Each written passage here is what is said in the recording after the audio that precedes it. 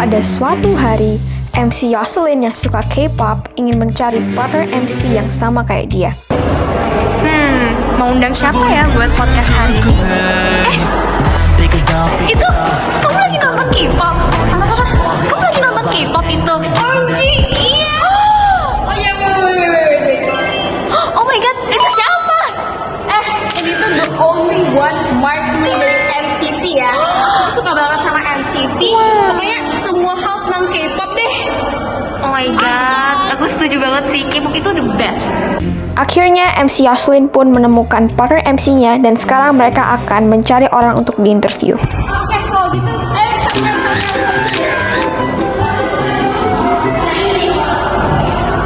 kamu beli dulu. Oke. Kamu mau nggak uang gratis? Tapi kamu harus jawab.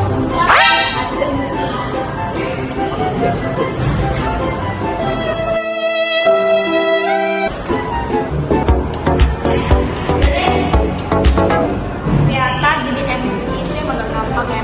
Udah deh. A few moments later. Itu ada orang tuh. Hey.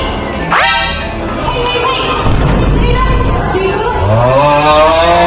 Kamu mau nggak uang 20.000 gratis? Tapi kamu harus jawab dulu 4 pertanyaan dan harus benar semua. Gratis? Iya, uang gratis. Oke, gaskan. Gaskin? Gaskan. Ayo kita sama-sama. 1, 2, 3. Halo. Sama siapa ya? Oke, jadi hari ini aku mau giveaway uang 20.000. Kamu siap nggak? Siap dong. Tapi nggak segampang itu loh. Jadi kita ada 4 pertanyaan yang mau dijawab dengan benar. Oke? Siapakah anda ini? Blackpink.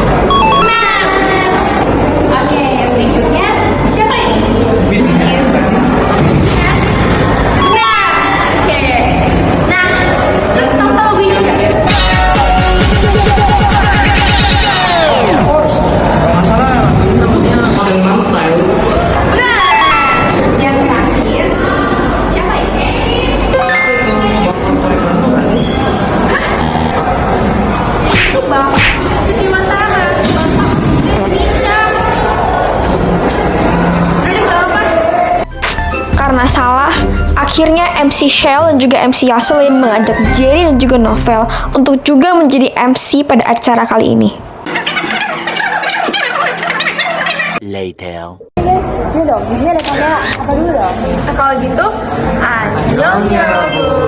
Welcome to FYP for you talk.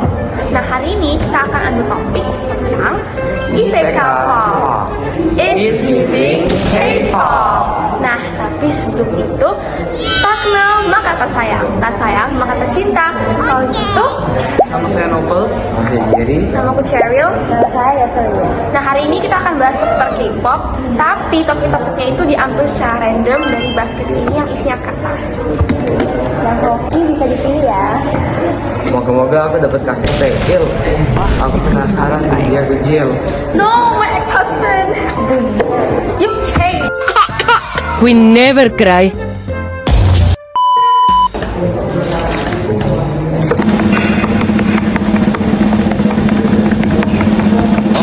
Latar belakang. Aku penasaran deh, K-pop berawal dari mana? Era globalisasi semakin berkembang dari tahun ke tahun yang telah membawa banyak perubahan dalam aspek kehidupan sehari-hari masyarakat. Contohnya itu ya proses penyebaran budaya yang berkembang mengikuti perubahan zaman.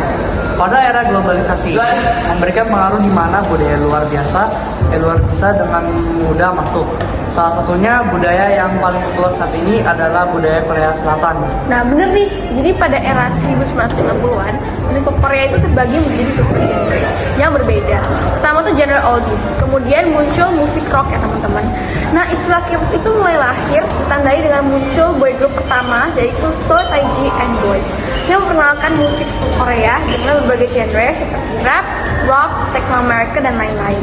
Nah, karena saking populernya, akhirnya menginspirasi beberapa orang untuk mendirikan agensi-agensi K-pop. Contohnya seperti SM Entertainment, yang didirikan oleh Lee So-man, YG Entertainment yang didirikan oleh Yang Hyun-suk sama JYP Entertainment yang didirikan oleh Jin Young Park. Oh iya, setahu juga K-pop akhirnya jadi sensasi bagi berbagai kalangan, salah satunya kalangan muda. Hingga sekarang dikenal istilah Korean Wave atau yang dikenal sebagai gelombang Korea yang dimana semua jadi serba Korea, dari fashion, gaya hidup dan lain-lain.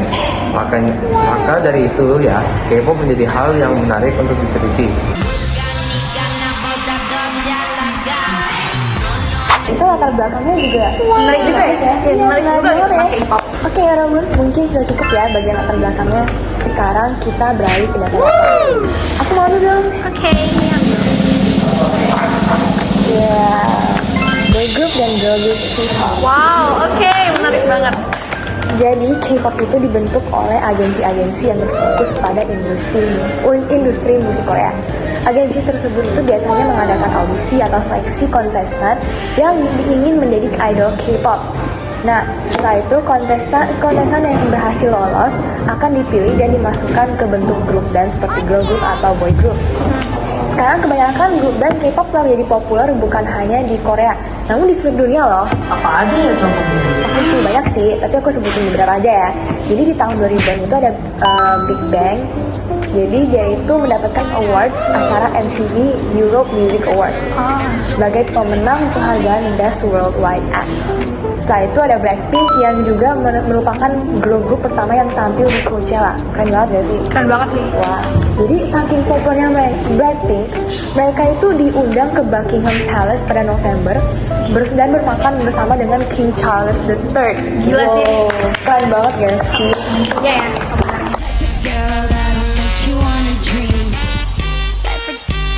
Nah, sekarang giliran aku nih. Oh ini ya. Apa yang bikin K-pop itu populer? Nah, sekarang aku mau jelasin nih kepada lagunya. Jadi K-pop itu populer itu bukan hanya di Korea Selatan, tapi juga secara internasional karena strategi pemerintah Korea yang memanfaatkan teknologi dengan baik. Jadi, globalisasi telah mempengaruhi perkembangan teknologi hingga bisa menghadirkan berbagai platform populer yang menarik hingga digunakan di zaman sekarang.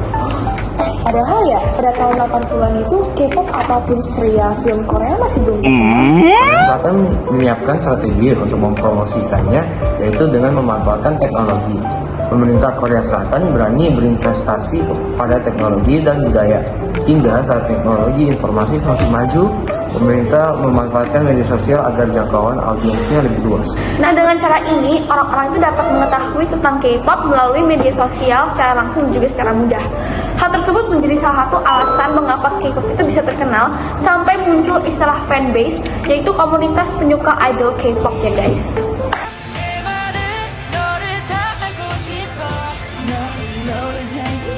Apa yang ambil sekarang? Jadi ini Aku dapat yang buat banyak orang suka K-pop. oke, kamu jelasin dong gimana?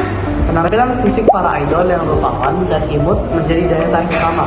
Musik K-pop juga beragam, menggabungkan rap dan vokal dengan lirik serta melodi yang mudah diingat. Baru K-pop juga terkenal dengan koreografi atau dance yang rumit, dengan para member yang menari dengan serempak sehingga energi seolah-olah dialirkan lewat lagu. Karena pantesan ya K-pop tuh banyak banget fansnya.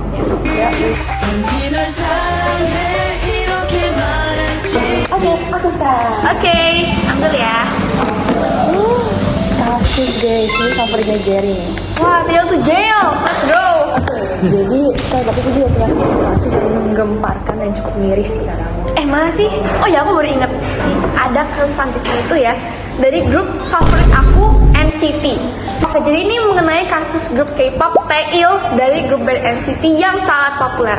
Hingga suatu saat ia terlibat dari kasus sexual assault atau pelecehan seksual, yaitu ia dengan dua rekannya memerkosa seorang gadis mabuk bersama teman-temannya.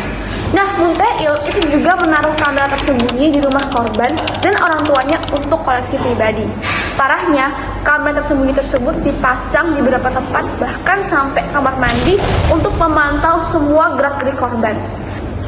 Wah, gila sih. Aku nggak bisa ngebayangin sampai sejauh apa K-pop idol itu sampai menaruh kamera gitu segala macam. Wah, makanya jadi idol itu juga jangan ngerasa punya kuasa sampai bisa berbuat seenaknya gitu sih menurutku. Mana grup band favorit aku lagi NCT. Aduh, nanti. Eventually. Guys, karena ternyata kita ribut ya di perpustakaan, dan di perpustakaan nggak boleh ribut, jadi gimana? Kita pindah lokasi ya guys. Oke, kita pindah ke belakang ya guys. Jangan ditiru ya guys, kalau di perpustakaan diem. Oke, thank you guys. Hey guys, kita habis dikeluarin dari perpustakaan gara-gara kita terlalu ribut. Jadi sekarang kita di lab fisika. Ya guys. Wah, tinggal satu lagi nih kertasnya. Aku ambil ya. Oke. Wow, aku dapat yang pengaruh K-pop pada nasionalisme remaja Indonesia. Nah, K-pop itu dapat mengaruhi rasa nasionalisme remaja Indonesia. Kenapa? Terutama karena popularitasnya itu semakin membuat karya lokal kurang dihargai. Nah, remaja cenderung lebih tertarik pada budaya Korea seperti hiburan dan bahasa dibandingkan budaya lokal. Contohnya, pakaian adat diberi label Korean style agar menarik perhatian, atau remaja lebih memilih belajar bahasa Korea daripada bahasa daerah. Nah, fenomena ini menunjukkan bahwa K-pop dapat mengurangi apresiasi terdapat nilai-nilai nasionalisme dan mendorong perilaku konsumtif. Ya sih, makanya penting untuk Yarobun dan bagi remaja Indonesia untuk mengonsumsi konten K-pop seimbang serta menjaga keseimbangan demi nilai-nilai dan identitas budaya.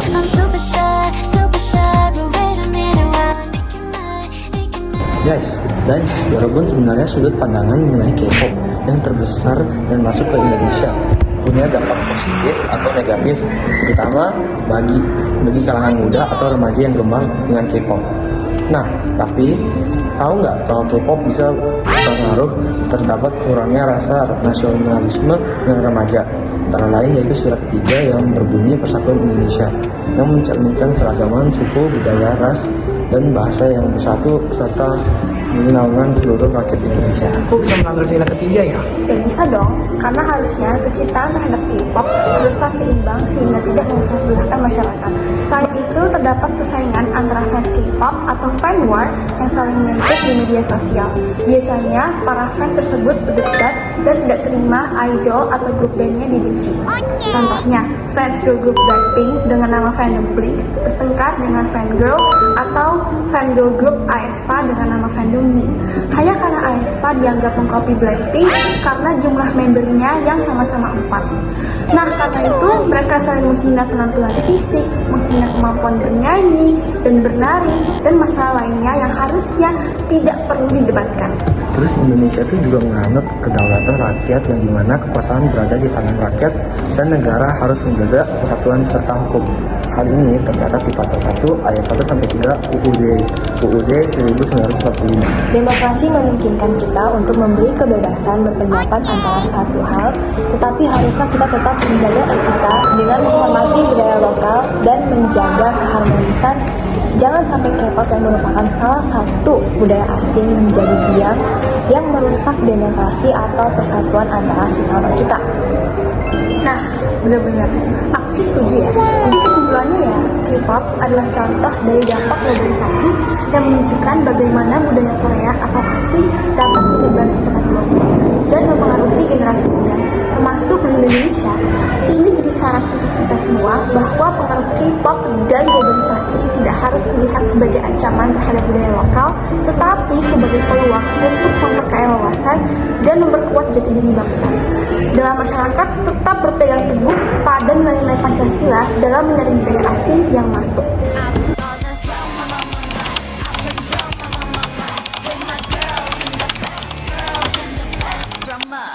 Bener-bener ya, gak kerasa kalau udah mau selesai aja acara kita.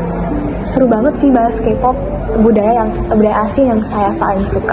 Iya ya, ternyata ya dampak globalisasi itu kerasa banget. Kalau gitu, Gamsahamnida, sampai jumpa di acara FYP For You Talk selanjutnya. Saraneo. Just waste a night, wanna know me, wanna know me, wanna know all about me, wanna know about me, but you can't have me, so let me know. Hey guys, kita harus dikeluarin dari perpustakaan. Moga-moga aku dapat ini. Apa itu? Dapat kasus.